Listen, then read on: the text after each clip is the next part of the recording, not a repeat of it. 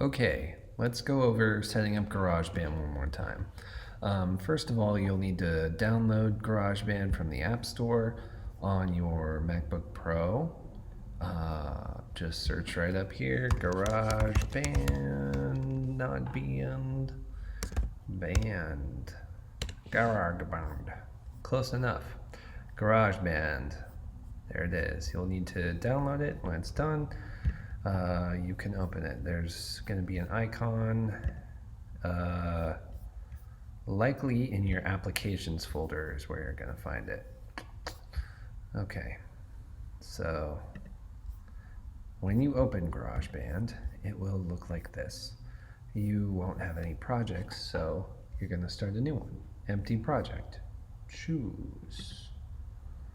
Okay, and now we're looking at track type. So we don't have a software instrument. We don't have a MIDI keyboard that we're using, likely. If you do, and you're plugging it into your computer via USB, then by all means, pick that one. You'll be able to play with some pianos, some synthesizers that come stock in GarageBand. Very cool. The drummer is just a drum machine sequencing tool. This is how beats are made, usually in FL Studio, which is a different DAW than GarageBand, but I want to start getting into beats as well down the road because they're rad. I listen to a lot of like chill wave stuff, and it's just good stuff. It's like modern jazz. Anyway, there's also this connect guitar or bass to Mac through would be if you're plugging your guitar or your bass directly into an audio interface, a little box that you plug stuff into that then converts that signal to a signal your computer can understand. But this is probably where most of us are going to live, the microphone or line inputs. If you do not have a interface, it will probably just say down here MacBook Pro and MacBook Pro.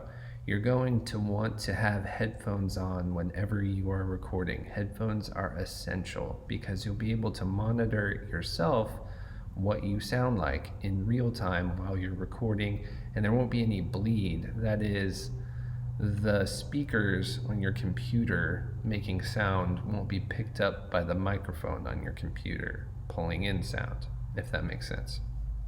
So we're going to pick this one. It's going to open up like this.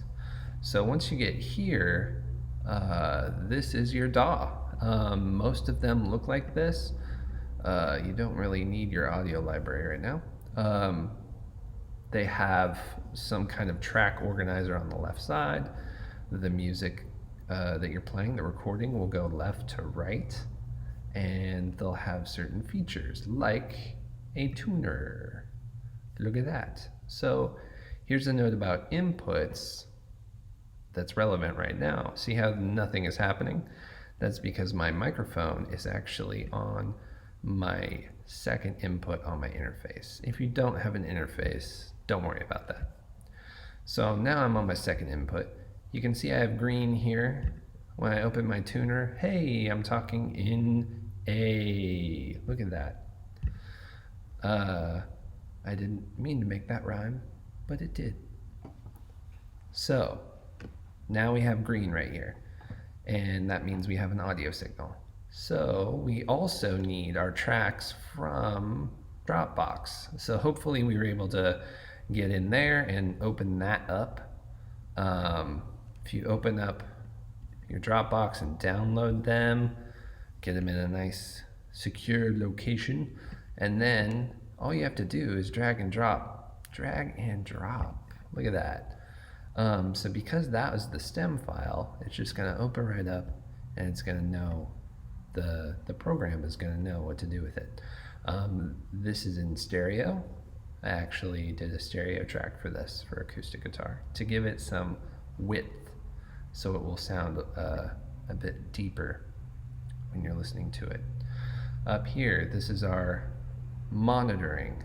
You're going to want to turn that on so that you can hear yourself through your headphones. If you don't turn this on, you won't be able to hear anything through your headphones.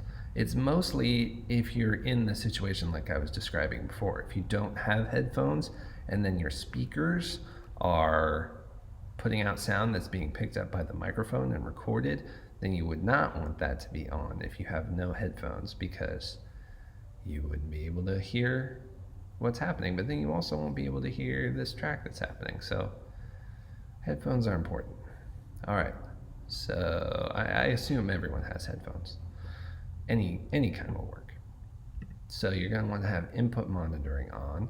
The other little tracks here, solo means that you'd only hear that track. Like if you had many tracks over here, if you had like 6 or 7 different tracks, and that's conservative, you would click this button to hear just this one, rather than having to mute all the other tracks. This is your mute button. Does that make sense? Okay. So those are your controls right here. This is your levels for each track as well to create a mix. And then your top controls next to your tuner. This is your count in. You can turn that on or off. The count in will give you a count at your tempo and rhythm before it starts recording. However, you don't have to start recording immediately when it drops right here. Remember that you can move your audio track around. You can also open this up and get 2 bars, give you a little extra space. So it'd be 1, 2, 3, 4, 1, 2, 3, 4, and then it would start recording right there. Just hit my desk for emphasis. Hope you heard that. So this is your click track. That is like a metronome. It's going to be clicking the whole time in the tempo that you've set. And that can be very annoying if you're just trying to creatively play along with this track. So I recommend that you turn that off and just listen to it, listen to this tempo, and create from there. All right, so now we have this track selected. This track is monitoring. We can hear it in our headphones, and we're going to hit record. And when we do that, count us in. I did 2 measures. So now this track is playing and this track is recording. As you can see, the waveform is showing up right there. Now you would be able to hear this acoustic track, but my desktop audio on my Mac is not routing into OBS. Basically what that means is I can hear it right now, but you can't.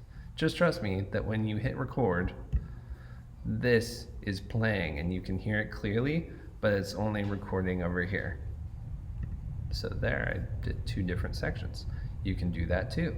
Say you mess up a little bit, you can cut it, put your little track tool wherever you want, and then I believe this is where, no, that is not right. Undo cut. The command is Command T. So I would recommend just using the command shortcut. It's easier. And doing that, you can chunk up little bits of your track. You can delete parts that you don't like, and then track that part again. Lots of cool stuff you can do with this program. It's a very decent DAW.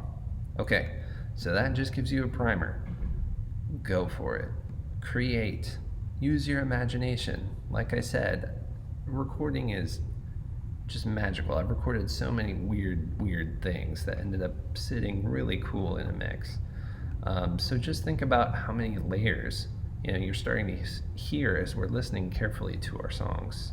And imagine yourself making one of those layers.